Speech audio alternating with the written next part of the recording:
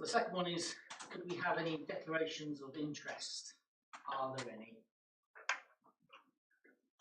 No? Okay, thank you very much. Third item is minutes of the previous meetings of the Town Council on the 12th of June. So, as good councillors, I'm sure that you've read it comprehensively before you arrived at this meeting. So, can I have a proposer that it is an accurate? Thank you. That's from Councillor John Watkins, and the seconder from Councillor Phil Ryan. Can we all take a vote on the approval of that, please? And can I see your hands, please?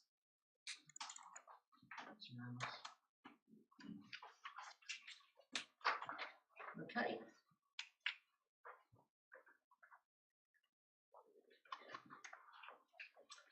So the next item is the extraordinary town meeting that was held on the 26th of June, and this was a procedural meeting. The meeting was very, very short. Again, I've read it. I can't see any problems at all with those minutes. So again, could I have any comments? Are you all happy that it is accurate? And if you are, could I have a proposal, please? That's Councillor Mark Jeffries. And the seconder?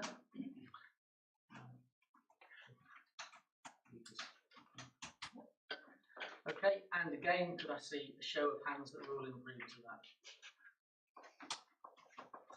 Okay. Yes, I have my hand up. Okay, the next one is for information only, and that is the Planning Committee for the 16th of June. Okay, so at this point, we go over to the finance report, and if I hand that over to you, Gareth. It's a report that you've been getting from your former for a period of time, and the financial regulations say that the RFO must present to you all payments made. There's an update there, payments made for June and July. Your next meeting in October will get also a full update on this year's budget and a draft budget for the forthcoming next year. Apart from that, it's self-explanatory. Any questions or anything else? I've got one question on Salisbury Gardens, a payment on number 28 Gully Howard road footage.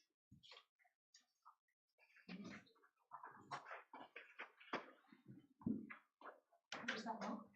It's on Salisbury Gardens, 28 road footage on Gully Howard.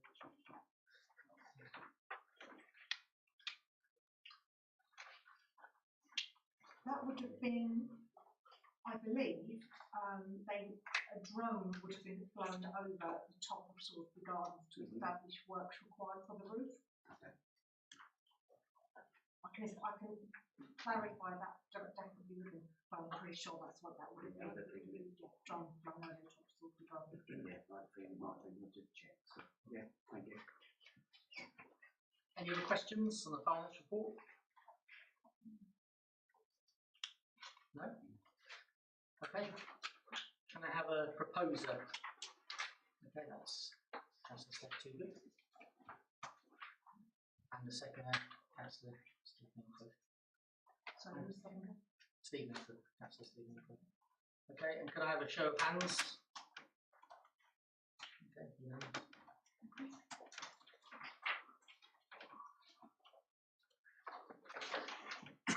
financial regulations. Okay, again, over to you, Gareth.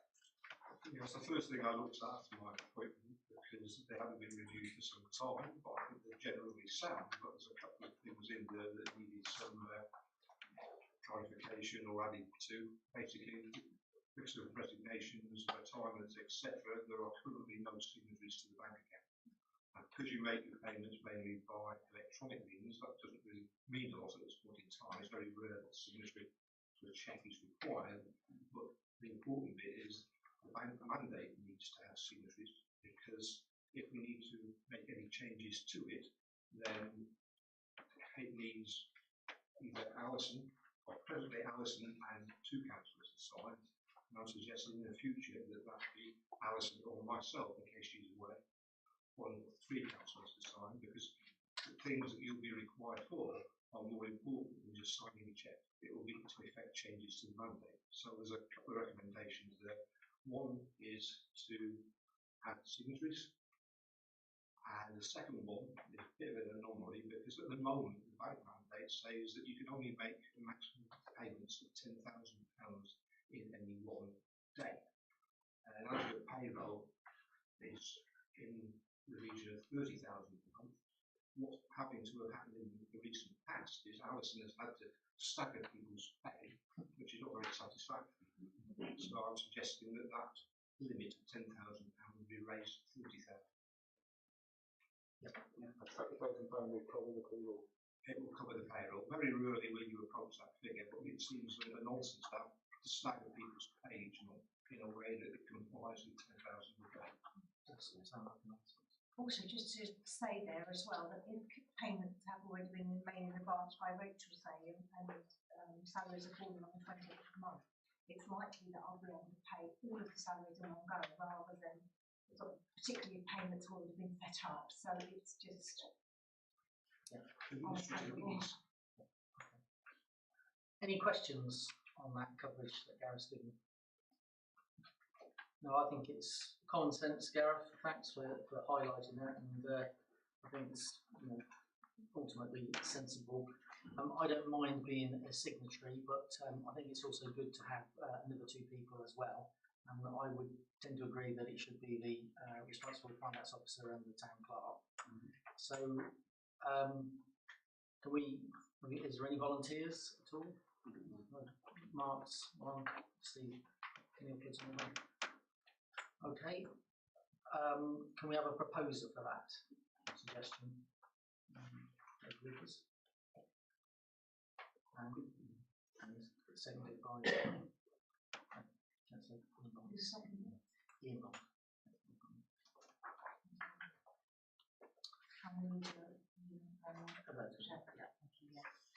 And can we take a vote on that, please? Show of hands. Thanks so much.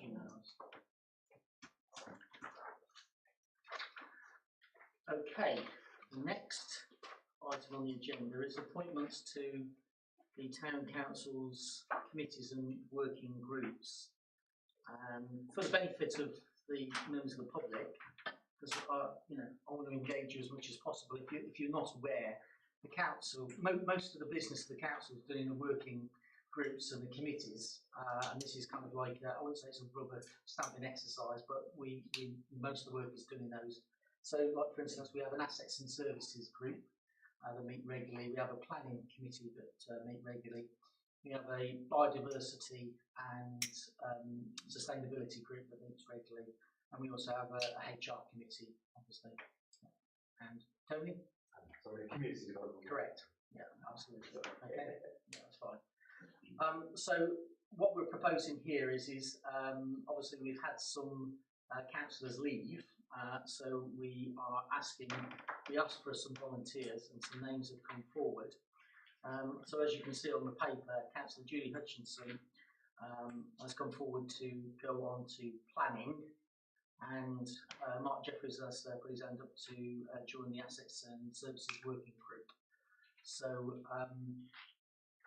are we all in favour of that? Can I have a proposal, please?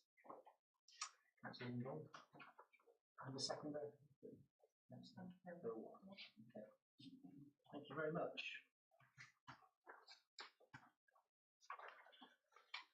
Okay, item number 7. Little bit of history. The former town clerk used to have the town clerk's column that he put out very regularly, and it was greatly received by the community, and we want to continue that good work with a little bit of revamping and perhaps with a little bit of change of regularity. So what the paper is proposing is that it's a newsletter called VTC News, and it's kind of self-explanatory. So it's about views. So I'll take any questions on that. Okay. we've got the paper in front of you. Are you happy to approve this? And if so, could I have a proposer? Can I just ask what the frequency is going to be? What do we decide? Is it monthly? Yes. I think it's just going to have to be very important that we make sure it's not like history that we're putting in the newsletter. I think the timing of the events are going to have to be Fresh and current. yeah, because where they're used to a weekly one, going to monthly is quite a big jump. Yes, sure. Substantial items Yes, yeah, and yeah. developments. Councillor Stephen Milford? Yeah, I think it'd be just worth to clarify that the previous town clerk did a great job in a very regular newsletter, did it more or less off his own bat because he was there doing it. So we just really put a his newsletter. This is supposed to be a more inclusive newsletter, taking into account all the views of the current councillors. So with a slight change of emphasis and frequency. And staff. That's up. And residents and community. Very important. Okay. So yeah, that's the proposer. So can I have a proposer for this? Is there any questions? Mark Jeffries and seconded by Steph Tukin. Okay, thank you. Okay, the next one is a town crier. The paper's in front of you. I don't want to put my good friend and colleague in a spot, but I'm probably going to do that.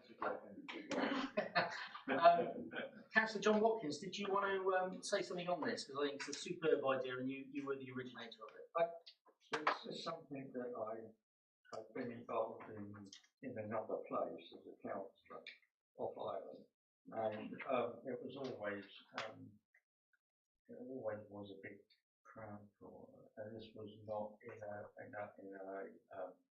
particularly tourist-rich area. It was just a regular sort of market town, and I feel that it would be to enhance also the BBC newsletter to have a weekly town crier, maybe outside Central or down on the Esplanade or somewhere yet to be decided, to make community announcements. It's not a very complicated suggestion. The only outlay would be the town crier's livery. It would be an honorary position, which would hold I would suggest we hold a competition to recruit someone, male or female, to do the job. The only proviso is that they are regularly available to do the job.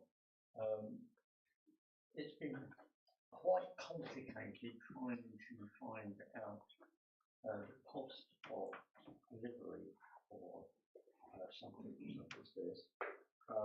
There are companies that will make high quality clothing specific to specifications, shall we say, of requirements, and they will probably run in the region of say about £2,000, which is not an inconsiderable sum of money.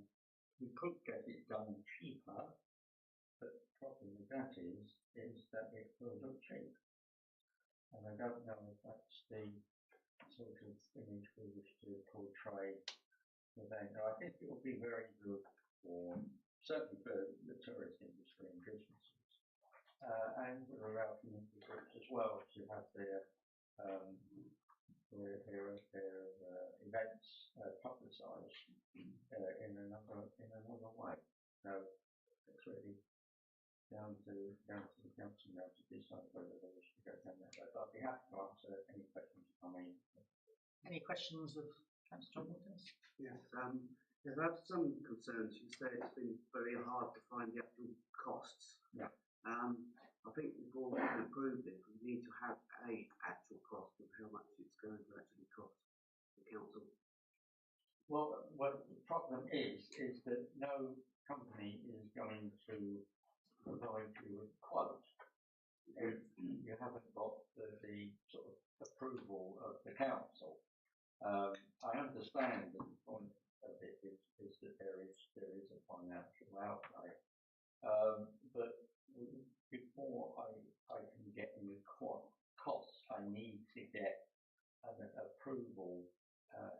source, shall we say, in principle, for this, dependent upon the amount of money necessary. Okay, any other? Just on the figures, the report says 200. I thought, whereas I think in moments ago, kind of the Watkins mentioned 2,000, which is rather different. Yeah, yes, that would be unrealistic. 200. Yeah. So the report's wrong. I must admit, I'd be quite comfortable with 200, 2,000, not so much. The other issue you need to bear in mind is you don't know the general power competence at the moment, and therefore everything we do needs to be under a specific power that we already have under local government acts, and we would need to check. I don't know whether the local government act is allowed to use or not, but we would need to check them out before. Okay. And I like Councillor Logan, I mean 200 is 2,000 is concerning. I think for something like this, we would need to look at it and make sure do a value for money assessment of some sort and decide and perhaps consult some councils that have one to see what benefits they think we've got from them.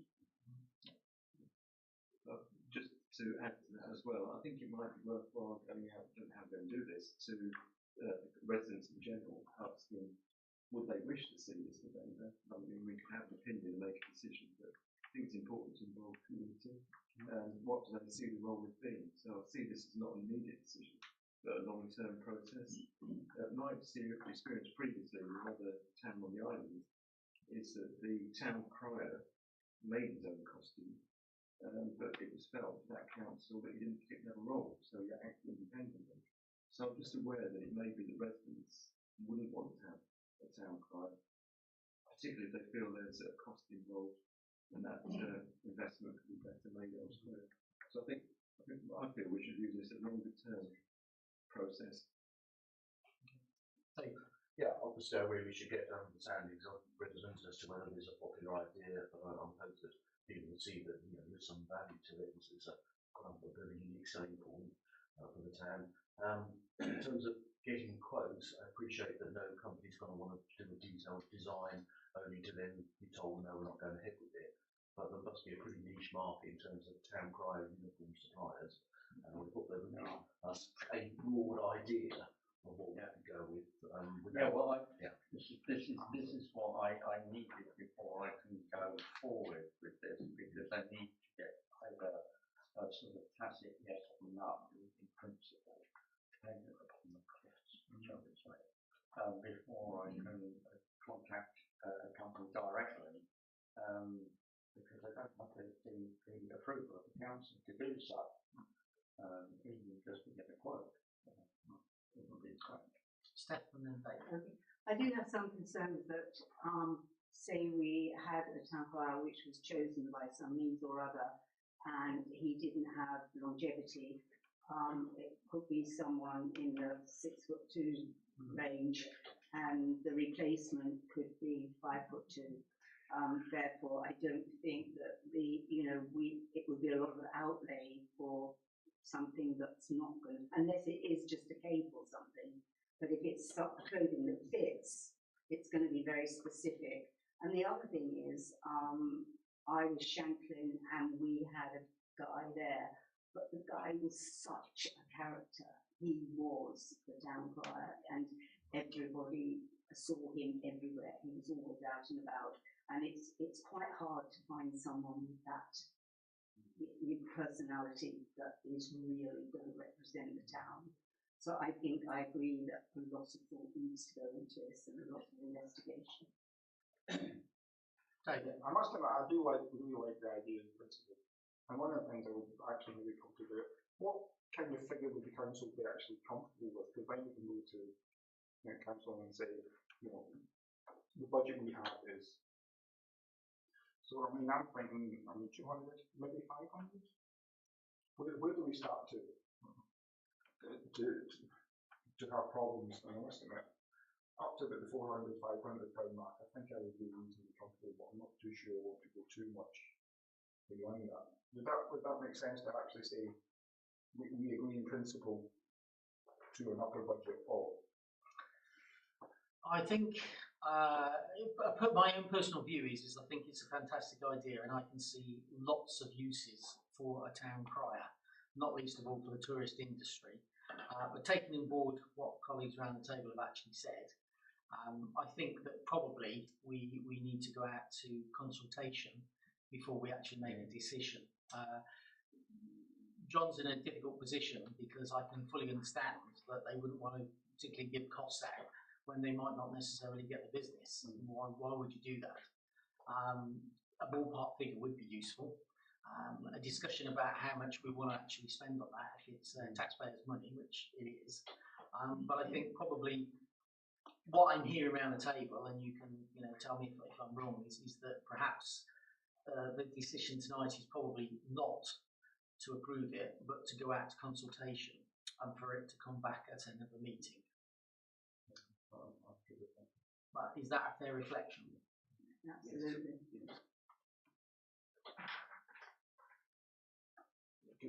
Good work from the Fox newsletter. Okay. Well, all I've done is I've summarised some of the comments that I've heard around the table. So I'd like to take a vote on it. Are we actually saying that we're not saying no to a town crier? Right. We're saying yes, but we need some more information so that we can make an informed decision for this council to take it forward. Okay, so could I see raised hands? Just ask one question, yeah. Councillor Bond's point about it being within our competence to do so, by the time we make the decision, will we got a full council on board in terms of elections and that in order to be a make sort of decision? No, probably. Because we're at one under even if the other posts are filled by that. So we do have an issue. But I think, to be honest, it's always sensible of the council to consider how somebody would, if somebody who wished to attack the council for any reason would use the story, and there's an obvious story here that gets thousands of pounds. Cost of living crisis and all the pressures on the council.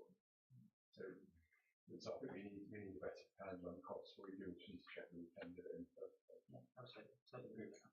Yeah.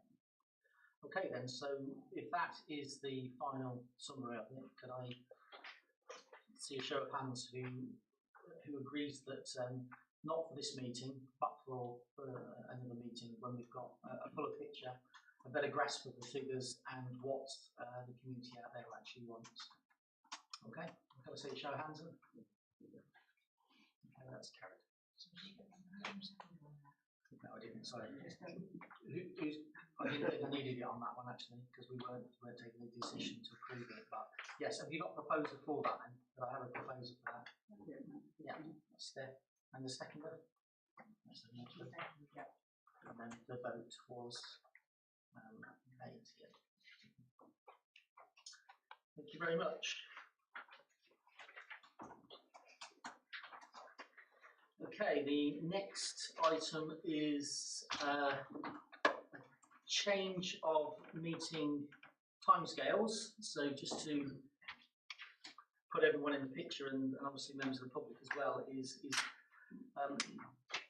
we're clearly going through a period of transition at the Town Council at the moment with failing to appoint a permanent replacement for the former town clerk. Alison's doing a sterling job as acting town clerk at the moment, and effectively we're down a couple of roles, and Alison is keeping the plates in the air and doing a fantastic job, and we thank you very much for doing that. There are other councils on the island that don't meet monthly, quite a few of them actually, and from a legal perspective we only have to meet 4 times per year. We're not proposing to meet formally 4 times a year, we're proposing to meet bi-monthly and only on by trial only. So the paper spells out that the next formal meetings would be the 9th of October, the 11th of December, the 12th of February. The 12th of February meeting we would make a final decision on whether we wanted to retain bi-monthly meetings or to go back to the monthly meetings. One of the things that is important to spell out here is that we're not changing the monthly meetings of all of the committees and working parties. So they're not going to change, and that's where most of the work of the council gets done and debated. The rationale for it is to make us a little bit leaner, a little bit more focused, and to take a little bit of pressure off our acting town clerk at this challenging time. I don't think there's anything else. I think the paper says what it says. So, questions? And if no questions, I have a proposal. Yeah, not really a question, just to say that I agree with my monthly meetings. Considering now we have lost our general power of competence as well, then we're not going to be having any big projects come up in the next year or so anyway. So. Okay. Any other questions? Okay, could I have a proposer then, please? John Watkins and Mark Jeffers as the second. Okay, and could I see a show of hands, please? Yes,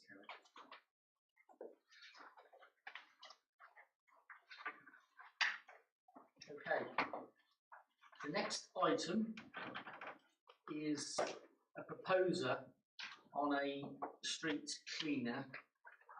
Again, I don't want to put my close friend and colleague on the spot, but John, did you want to speak to this? There's not really much to say. I mean, I've long been dissatisfied with what other roads have been doing in town. Not very much by results I see. It seems that I'm not suggesting that we obviously make a decision on this, but put it out to committee to investigate the costings. What we currently contracted with Highland Roads for the work, how much that costs us, if there's any money in the pot that we wish to use to top up, and then investigate what we could do with an employee and provide the necessary equipment for them to do the job, and how many hours a week they will have to keep the streets clean. At the moment, we're not clean at all. The bins are often overflowing. I mean, particularly after Carnival, it was quite awful after that. Which is no slight on the Carnival at all, but we do need to have some element of control that we have over these issues. So that's it, really. Thank you, John. My own personal view is I think it's an excellent idea. I think that the quality of service you would get if you brought a cleaner in-house, I mean, obviously the interview process would have to be quite specific and precise to get the right person enrolled. But you know what we'd like is somebody who's really invested in the town, somebody who's going to take pride of wearing a VTC high-vis jacket on, and I think that we would obtain a much better service, build a relationship up, and I think it would be tremendous for the town. That's my own personal opinion, but I'll take questions on what John's actually said. Stephanie. I think it probably goes in the same category, John, and it's not, don't take this personally, as the town crier. It needs an awful lot of investigation. And probably my thought would be to start with Island Roads, because I think Alison will back me up on this. When things were not very good a while ago, we called a meeting with Island Roads, and the district steward and a representative from Island Roads came out, and in fact they even moved the employee that was doing the job here to somewhere else, if you remember, Alison, yeah. And there was a huge improvement. Obviously we have to keep on that, but because there's 6 months till April anyway, till the contract might be able to be looked at, I wonder if we could do that in the interim while we make investigations as to the situation as to if it would work to do this. But truly they did take notice. I don't know if Alison can remember that, but I don't think I've ever been to a more successful meeting. Yeah, but it was instant, and they brought lots of lists of how many days they were supposed to do X, how many days they were supposed to do Y, how often the scarab came round, which roads it did. We actually saw someone missing and changed it, if you remember. Yeah, and there was a huge, huge difference. Now, as regards the carnival and extra rubbish, I do want to say, because this gives me a good opportunity to actually give somebody a gold star, the night down on the seafront, good old manager, cleaner, whatever his real title is, I never know, quite know, Brian Roberts and Davin actually cleared all the bins that night and absolutely cleaned the whole of the seafront for them to pick up the next morning. But that was voluntary, I have to say. So maybe that's something we do have to think about, John, for next year's carnival for the town. Yeah. Bill and then Steve. Yeah, just to say that this item is for approval only, so recognition is going forward. We're not making a decision. And there'll be further discussion both in the HR committee and assets and services working group, where we can flesh this out more and have a full discussion. Steve.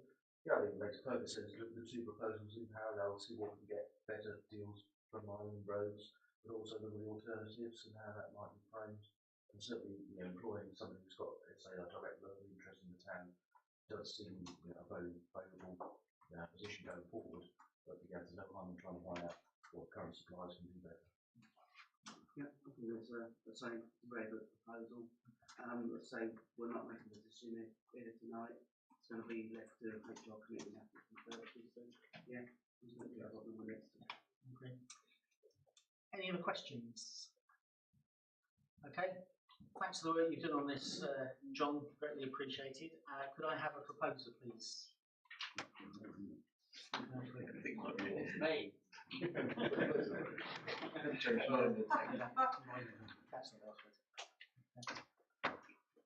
Thank you very much. Town Clerk's report.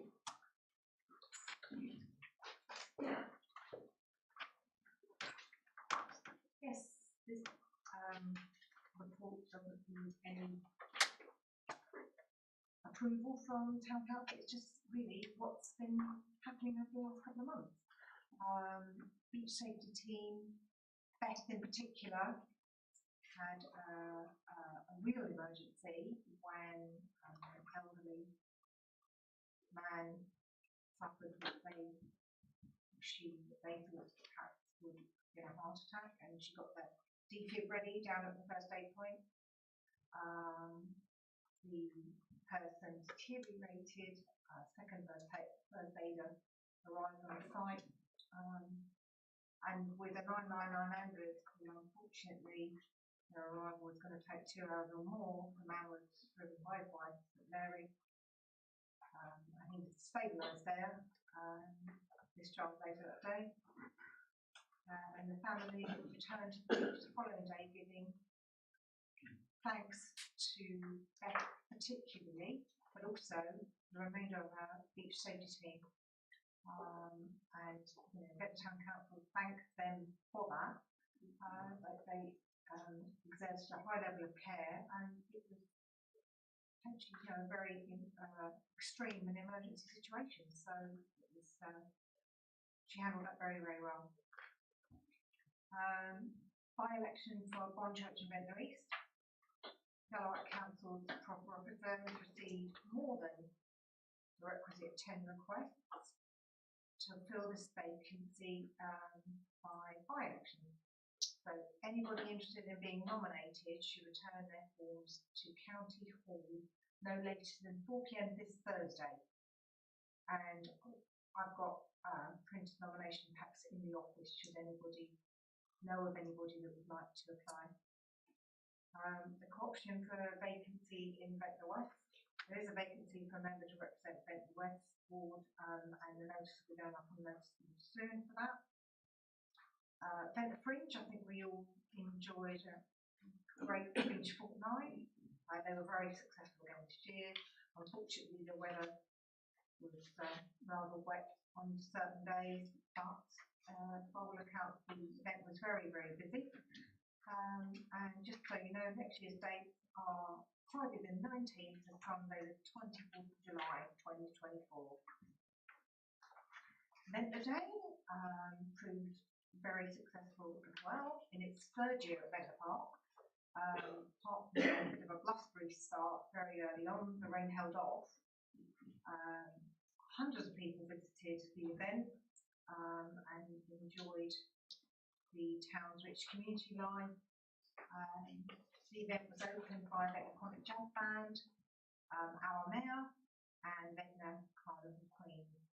There was over 100 stalls from various community groups and voluntary sector organisations and local businesses and arts and crafts. Food and drinks were provided by local Crave Ice Cream, Better Days Cafe, Curry on Wheels and Tea in the Park. And various entertainment included Moonshine, Warden Morris and Baker's Dozen, Missing Head, Ventnor Youths, Whatever, Nothing to Lose, Time Players, Youngcliff Singers, Spy Choir and a very dancer group, I Adore You. Warm Space. Since January this year, the weekly lunch Warm Space has been held at St Catherine's Church on Thursdays, every Thursday. Lunch is free and everybody is welcome to attend. Our Place, with a range of local and island-wide agencies, met 6 times, with the next to be held on Thursday the 24th of August, so that's next Thursday, next coming Thursday. The project could not have been achieved without our amazing group of volunteers and the wholehearted support of the congregation of St Catherine's Church, so our thanks to them. Community Support Fund donation. The Youngcliff Singers musical director, Michelle Brock, presented Tony McCarthy, our community development officer, with a cheque for £466.62 for the CSF fund. The money was raised following a concert that they held recently at St Catherine's Church. At the event, Tony provided an insight to an audience of over 130 people into the work of the CSF Fund, which supports Community Food Bank, Baby Box, Community Pantry and Wellbeing Cafe. And Tony again also spoke of the success of the weekly warm space at St Catherine's Church every Thursday, and the free meals given to the community and the growth of our monthly Our Place free advice drop-in centre. Really worthwhile cause. Smoke-free Island. Ventnor Town Council welcomes back to the Green Room Smoke-free Island face-to-face stop smoking clinic. We'll run in the Green Room every Friday from 9:45 to 11:45, and there's a website link on this report, Smoke-free Island, and people can come to me if they want any more information. Ventnor Carnival dates back from 1889, so it's the second oldest carnival event in the UK. Ventnor Carnival is celebrated week-long with various competitions, dog show, children and main carnival, fireworks, fire and culminating in the illuminated carnival last Saturday. Busking, organised by our councillor Steph Toogood and also assisted by Brian Roberts. Busking is returned every Saturday throughout August and finishes on Saturday the 2nd of September. And the band can be heard down at Ventnor Paddling Pool, which is obviously an ideal location, being close to the beach and taking food outlets and so on. Ventnor Bowling Club on Sunday the 6th of August, Ventnor Bowling Club and the Royal British Legion held their annual match in memory of Barry Crode, a highly accomplished bowler who was a member of both the Bowling Club and British Legion. Despite changeable weather, the event was enjoyed by all. For some, it was their very first time bowling, and this year the Barry Crode Shield was won by the Bowling Club. North Street Playground weed clearance. Thank you, Deputy Mayor Mark Jeffries and team, for clearing the weeds by hand around the surface area of North Street Playground. Had that not happened, the area would have been sprayed by the Isle of Wight Council, and the likelihood is that the spray would have been glyphosate, and we can't afford to have that. So thank you, Mark, for that. Okay. I'm not update on that though. Done about half of it, but still half to do. Okay. Yeah. Still looking for volunteers sometime in the end of this week. Great, okay, thank you for that, Mark, that's really good. So, yeah, just pushing back on the Isle of Wight Council because we desperately do not want them to be throwing glyphosate around there. And afterwards, half the area was treated with a non-glyphosate, environmentally friendly weed killer to prevent their re-emergence, at least for now. Car parking charges on 24th of July, car parking charges increased across our 4 car parks at Ventnor Town Council Mage, i.e. W Road, Market Street, Pound Lane and Shore Road. I should know that this is the first increase in charges that Ventnor Town Council have taken over the entire management since 2015 when we took those 4 car parks on. And they still remain considerably cheaper than the Isle of Wight Council's managed car park. And the major coastal protection project, Steve Cooper, our mayor, myself, and Nigel met with Natasha Dix, Rupert Teasdale, and also Isle of Wight Councillor Paul Fuller on Tuesday the 18th of July. The discussions moved on to talk about the storm damage of the seawall along Eastern Cliff and planned remedial works, and the public meeting was arranged for next Tuesday, the 22nd of August, at St Catherine's Church at 6 p.m. So there'll be a presentation by Natasha Dix and also the coastal environment engineer, followed by presentation and questions and answers from Island Roads regarding work to Macasco. Thank you. Thank you very much. Alison, good luck. No, Yeah. I noticed the typo. I think the fringe next year should be Friday 19th to Sunday 28th. It just seemed 5 days was a bit short. Sorry, what's that, Bill? Next year's event dates, event at Fringe under 4C. Friday 19th to Sunday the 28th, I think. Yes, that's probably right. I actually, that could be me. Somebody else gave you. Because I actually looked it up, but it could have been a typo from me. Yeah. Thanks, Will. Any other questions on the town clerk's report? No? Okay, thank you very much for that, Alison. Okay, before we go and close the meeting and go into the confidential bit of the meeting, there's a couple of things that I'd like to say. The first thing that I'd like to put on record is our AGM meeting that took place in May of this year. We always invite along various community groups to do a presentation on that particular evening. We did invite Better Days Cafe, but Better Days Cafe did not receive, for whatever reason, that invite. And I've been led to believe that there's been some sort of criticism that Better Days were just didn't turn up. That is clearly not the case, and I'd like that put on record. Better Days did not turn up willy-nilly. They didn't get the invite, and that's why they didn't attend the meeting. So I think that's important to put that on the record. Better Days Cafe is an important function in the town. They do some wonderful work, and they don't deserve any negativity attached to that. So I want to put that on record. The other thing I want to put on record, as soon as there's such a good turnout in the public here, is I'm all about public engagement. So it's just great to see lots and lots of people here attending the council meeting. And watch this space, because there are topic areas that I would really appreciate your opinion and steer. And we're coming into that season where I'm just about to suggest some sort of dates on a particular topic area. So thank you very much for attending. Okay, thank you. Thank you.